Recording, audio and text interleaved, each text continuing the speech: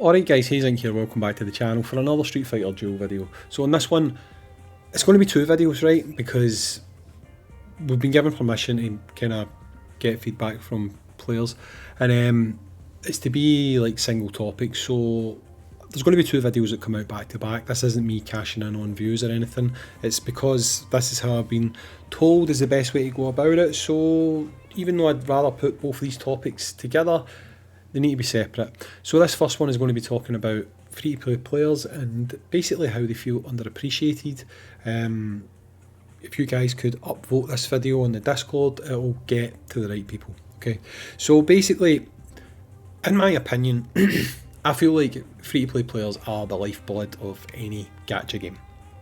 The reason that they are the lifeblood of any gacha game is because this is where your free advertising comes from.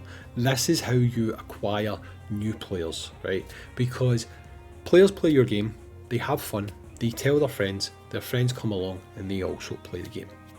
Easy logic, right? Now, you might wonder, well, why does the company care about that? Because they're free-to-play players, they're not making any money off them. Well, for every 10, 20 people that come on board as a free-to-play, maybe 2 or 3 of them will end up spending money. And that all helps the cycle of the game running, growing, doing better, okay? However, with Street Fighter Duel, up to this point, the free-to-play economy has not been very rewarding, okay? The reason I say that is because we've had multiple gacha systems. We've had different currencies. We've had units who should be more easy to obtain being locked behind paywalls, whether it be special summonings, whether it be pay only characters like Sakura, like the new upcoming Chun-Li, stuff like that. Now obviously the odd character that's maybe pay only is, I guess, not bad, but really even then it doesn't make any sense, because this game is pretty much, I don't want to say a clone, but it's very much like AFK Arena. And even in AFK Arena, people have got the opportunity to buy these new units. However, if they want to, as a free-to-play player, they can put in a lot of effort, they can put in a lot of time playing the game, really challenging, and earn that player for free, that character for free. Most people don't want to go through that hassle, so if they are someone who is predisposed to spending, they would just buy the character because they can use the character sooner, they can have fun with the character sooner. But free-to-play players have the opportunity to get that character, and that is a massive plus point in any game. Whereas with Street Fighter, we don't have that. Maybe they'll add it sooner or later, but as things stand just now, it's very hard to put faith in that when we've seen the systems in place so far. Like, for example, Akuma. There was a message put out before Akuma dropped that said, don't worry guys, Akuma won't be limited. He will stay in the game forever along with his special banner. Okay, that was a bit of damage control, because while Akuma might not be a limited unit, he is limited on where you can summon him. Okay, you have to purchase or very slowly trade to gain tickets that allow you to summon for Akuma. Okay, so that means if you are a free-to-play player, you do have the opportunity to go into the shop, you can buy these tickets, and you might get lucky and pick up a copy or 2 of Akuma. But considering he actually needs so many copies to become usable, this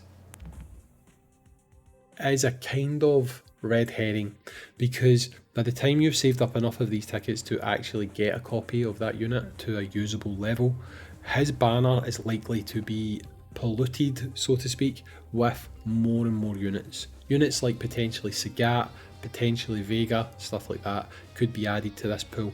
And then free-to-play players have the dilemma of, wait, what am I supposed to do now? Now, as a free-to-play, you probably shouldn't expect to gain every unit. That is understandable.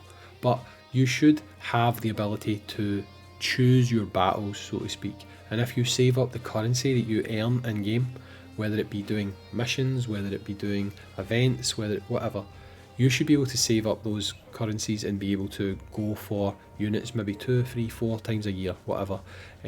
But with Street Fighter requiring so many dupes and stuff, it really is seeming like that's not going to be something that players can conceivably do. Okay. Now, why does this matter, you might ask? Well, free-to-play players, as I said already, they bring in more people. They are free advertising. They are the people who you will find that when someone says, I'm looking for a new gacha, they'll say, well, I'm playing this, it's very good, it's free-to-play friendly. It's one of the first things that people always talk about. Is it free-to-play friendly? And unfortunately, Street Fighter's not. It's quite simply not free-to-play friendly. In fact, so far we have had new currencies for the first collab. We've had new currencies for the first real hype unit that has been added to the game. We've now had another unit who's coming out, the new Chun-Li, and while she should be a basic standard unit that anyone can summon using tokens, using diamonds that they earn, whatever, she's been converted to become a legendary unit, which is going to make her even harder for normal non-spending players to gain. Now, a lot of the systems in this game, like I say, are copied over from AFK Arena, and that game has managed to walk a nice line between monetization and making it accessible. Right now, Street Fighter doesn't have that, and what needs to happen for this game, for it to have any kind of longevity, is to fix that. And it needs to fix it soon, because the thing about the gacha market is mud sticks.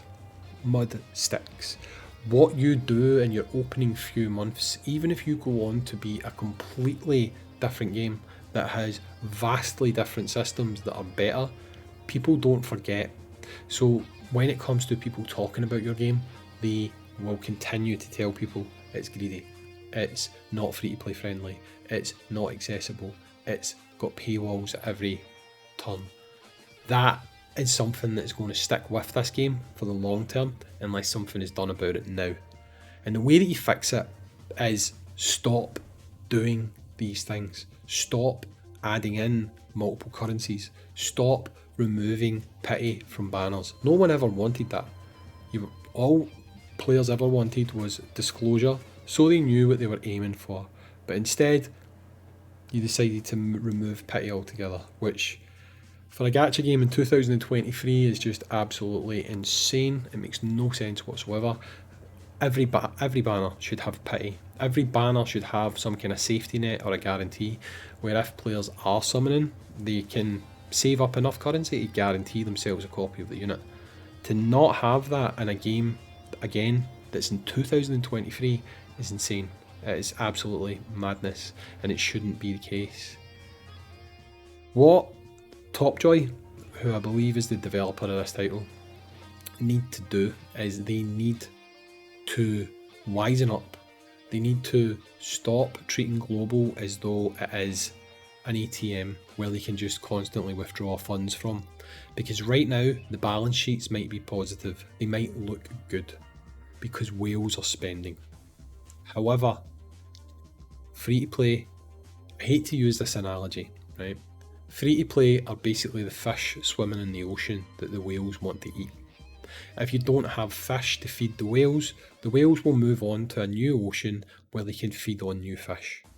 That's exactly what will happen. Okay, now I don't like to analogize in such a way and basically call free to play players fish, but I think they'll understand what I'm saying. Free to play players essentially keep the house tidy, where whales keep the lights on, so to speak, by paying the bills. And right now you might be making money, but long term, whales will get sick of it as well. They'll get sick of the constant cash grab. They'll get sick of the fact that even they can't use their currency that they've purchased. It will just literally be the inevitable downfall of the game. And the fact that we're 6 weeks in, and free to play players already feel disrespected, they already feel like they've got nothing they can aim towards, they already feel like, what am I supposed to use diamonds for? Like, what are they for? That's bad. and unless something's done to fix it, this isn't hyperbole, it is going to cause problems for the game. So this is the first of 2 videos talking about things, basically. It's going to go in game feedback. If you go there and upvote it, supposedly if the video gets upvoted enough, it will get put in front of the eyes of the people who make decisions. So your comments, if you keep them respectful, will be helpful. Your feedback, if you keep it respectful, will also be helpful. Don't go effing and jeffing because it won't help anyone. Say what you think. Tell them what you think. Tell them what your plans are. And yeah, just generally tell them your thoughts. Anyway guys, I'm Hayzink. I'll be right back with another video talking about a slightly different subject, but around the same kind of subject.